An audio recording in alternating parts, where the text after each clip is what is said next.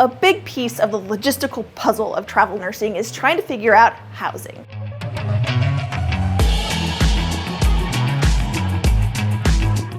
Hi, I'm Kristen. I am a travel nurse recruiter, and my husband John has been travel nursing for the last 6 years, and I've been lucky enough with my kids and dog to be a tag-along. When it comes to planning out the logistics, I'm usually the one behind the scenes making it happen. Now, if you really don't want to mess with housing, that's okay. You can have your travel nurse agency do it for you. It will affect your stipends though, so make sure that you talk to your recruiter about it first. 90% of travelers choose to find their own housing, and this is because they can take that stipend and usually find something a little bit cheaper and pocket the rest. This is how a lot of travel nurses make their money. Remember, you must have a tax home and duplicate your expenses in order to take the tax-free stipend.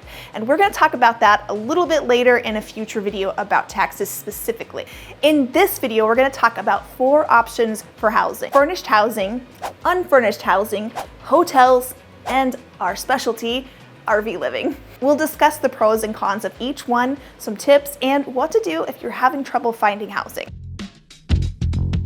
Up first is furnished housing. Companies like Furnished Finder, TravelNurseHousing.com, which is actually powered by Furnished Finder, Hello Landing, Airbnb, or VRBO. And all of these are really great sites to look at because they're going to give you a wide variety of places that you can stay and a really great filtration system of how many rooms you want. If you're traveling with pets, if you're traveling with kids, you can put all of that in there and easily seek what you're looking for. When you're getting furnished housing, it's really nice because you don't have to bring a ton of stuff with you. Usually they're fully stocked in the kitchen. They've got cooking supplies and all those things, so you don't have to bring that stuff with you. And then also, usually you can either rent monthly or you can rent for the entire contract. There are some cons that come with this though. There have been some scammers. You're gonna wanna make sure that you do some thorough research before you give somebody their money. If you pay in advance, especially if you pay for your whole contract in advance, which I do not advise, and you get there and the place is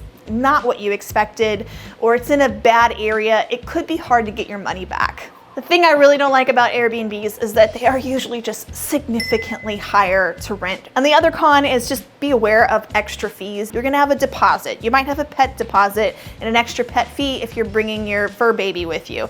You're also gonna have cleaning fees, and sometimes there's an application fee. And so the price that you see is not gonna be the price that you pay, so make sure that you're looking at the total rate. So now on to tips, especially with Airbnbs and VRBO with a vacation rental situation. If you call them and let them know that you are a travel nurse in the area to help out at a local hospital, they might be willing to work with you and significantly lower that rate.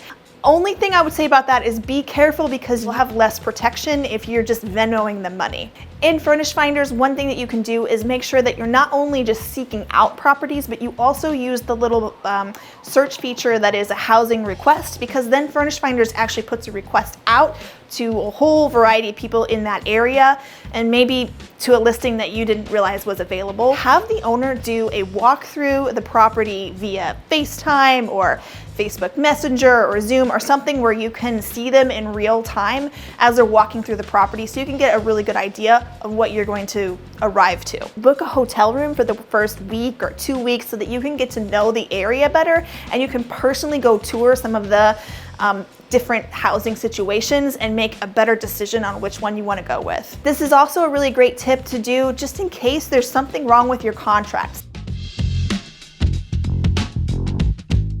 The next option is unfurnished housing, which is exactly how it sounds. It's finding an apartment or a condo or something like that that doesn't have any furniture in it. In an unfurnished situation, you're gonna be responsible for bringing your own furniture or buying your own furniture on contract when you get there. There's some good and bad about this. The pro is that it's more cost effective. It's pretty easy to find furniture. All you really need to do is get on Facebook Marketplace and you can find some really cheap furniture, sometimes even free, or get on OfferUp and see if there's any furniture in that area. Also thrift stores, something to fill the apartment for the time that you're there, and then you can sell it when you leave or even donate it for a tax write-off. The cons. Obviously, it's kind of a pain in the butt because you're either gonna have to haul a bunch of stuff with you or buy it all when you get there, and that's a pain. hopefully the place that you get is at least gonna have a refrigerator. A lot of them that I've seen while looking for our next destination have had all the kitchen appliances, and even a lot of them have washer and dryers. So really all you're gonna need to get is a place to sleep, a place to hang out and maybe eat, and some things to cook and eat on. It's probably gonna be less comfortable than a whole furnished place because you're gonna have the bare minimum. It also could be expensive if you're traveling with the family. It depends on how much stuff that you need to buy to make everybody comfortable. Another con is that usually you're gonna have to set up your own utilities for internet, maybe power, water, all of those things that you normally get that come with a furnished place. You're gonna have to set up yourself for a short period of time. If you're planning on traveling this way, it might be a good idea to get a small trailer that you can haul behind you. This is actually something that we've considered so that we can bring our bikes and things and not worry about them getting ruined in the elements. Another option is long-term hotels or hotel suite type of places. There are actually a lot of them out there, and a lot of times they're referred to as corporate housing. These are things like Extended Stay America, which actually specializes in this and usually offer discounts for travel nurses. And then there are all kinds of bigger chains like Hilton, Marriott, Hyatt, Choice, Wyndham. All of those places are gonna have special suites and things that are designated for longer term stays and are usually used for corporate housing. You'll need to contact the manager and talk with them directly to see what kind of deal that they can give you. A huge pro is all the amenities that you're going to get with this. Usually at a hotel, you can find stuff like pools and gyms, and sometimes even like continental breakfast might be included.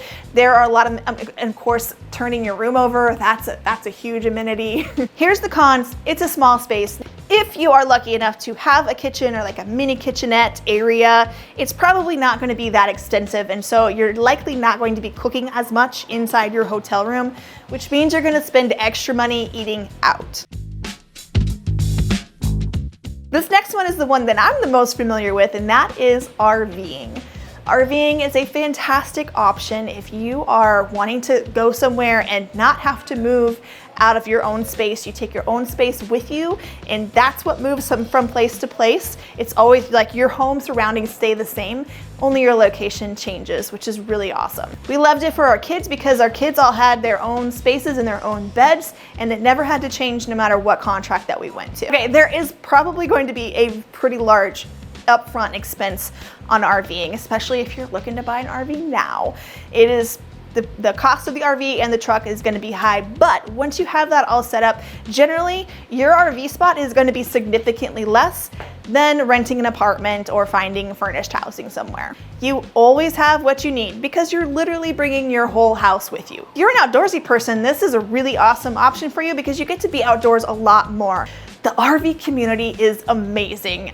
It really is. It far exceeded anything I expected. Our kids have made so many friends. John and I have made lifetime friends from the RV community. Easy travel in between contracts and the ability to go visit a bunch of things in between contracts. Now let's talk about the cons. Some areas are just hard for RVs. It's hard to drive them there. It's hard to find parks there. It's just difficult. RVs break. They break all the time. Brand new ones break, old ones break, and they never stop breaking. You will constantly be having to repair whatever it is, or troubleshooting, or problem solving things that are happening in your RV. Usually in an RV, you're gonna wanna chase the nicer weather because staying somewhere that's really hot, like Phoenix right now is 115, I cannot imagine being in an RV right now. Or somewhere that's really cold, like negative temperatures, it would be very uncomfortable in an RV. Doable, but it is very uncomfortable. And the last one is just the space is tight. One thing that I want to note though is even though we had trouble in some of our locations, we never in 15 contracts ended up without a place to stay. We pull up Campendium and we get on Google Maps. Those are the two basic things that I start with. I will look in that area that we're going and I will just start calling RV parks. Usually booking monthly is gonna be cheaper for you than booking weekly or even daily. Once we do find parks that we wanna stay at, even if there's not availability online, I will call them, let them know that John is a travel nurse helping out in the area, just like you would if you were trying to book an apartment or a hotel or something like that. If you're having trouble finding a place to stay in an area, here's a few tips. try calling some large apartment complexes in the area.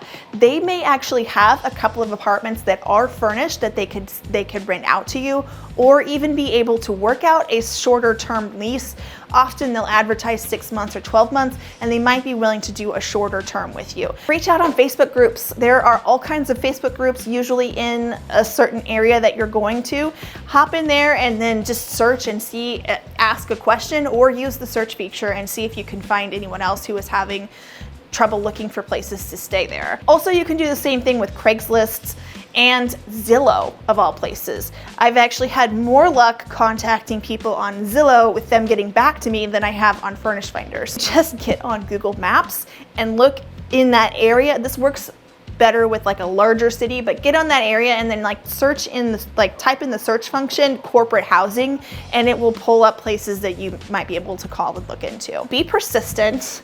Be willing to drive. Ask your recruiter, contact us, contact your recruiter, and see if they have any ideas or tips. They might have some special deal with a place in that area where they could help get you housing.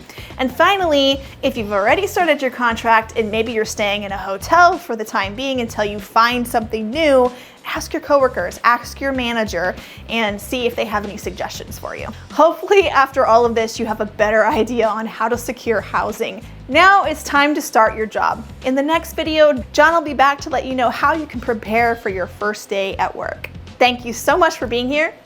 We'll see you next time.